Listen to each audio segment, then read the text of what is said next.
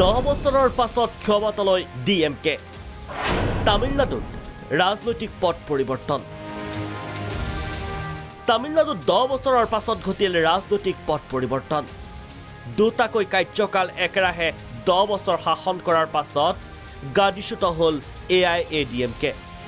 ৰাজ্যখনত কৰুণানিধিৰ পুত্ৰ MK ষ্টেলিনৰ নেতৃত্বত DMK 153খন আসন লাভ কৰি দখল কৰিলে শাসনৰ বাকজৰী উল্লেখ্য যে প্ৰথমবাৰৰ বাবে দক্ষিণৰ ৰাজ্যখনত নিৰ্বাচন অনুষ্ঠিত হয় দুই দিগ্গজ নেতা কৰুণানিধি আৰু জয়াললিতাৰ অবিহনে দুই নেতাৰ মৃত্যুৰ পাছতেই তামিলনাডুত সৃষ্টি হয় এক ৰাজনৈতিক শূন্যতাৰ এই পৰিপ্ৰেক্ষিতত দেশৰ ৰাজনৈতিক মহলত প্ৰশ্ন উত্থাপন হয় কোনে পুৰাব এই শূন্যতা অৱশেষত কৰুণানিধিৰ পুত্ৰ MK ষ্টেলিনৰ 40 বছৰীয়া অপেক্ষাৰ অন্ত হয় আৰু সক্ষম হয় ৰাজ্যৰ ৰাজনীতিৰ গুৰি বঠা ধৰিবলৈ 153খন আসনেৰে তামিলনাডুৰ মুখ্যমন্ত্ৰী হিচাপে অগ্ৰসৰ হয় MK ষ্টেলিন আনহাতে শাসনাধীষ্ঠ AIADMKৰ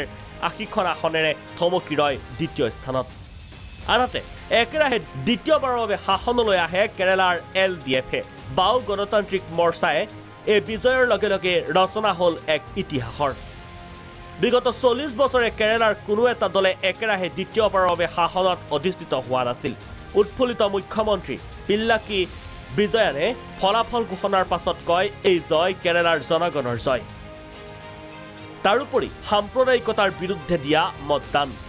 ইফালে পুডুচেৰীত শাসনাধীষ্ঠ UPAক উফৰাই NDA দখল কৰিলে উপকূলীয় ৰাজ্যখনত NDA লাভ কৰিলে 16খন আসন তাৰ পৰিৱৰ্তে 9খন আসন লাভ কৰি শাসনভাৰ হেৰুৱালে UPA national desk report Prag news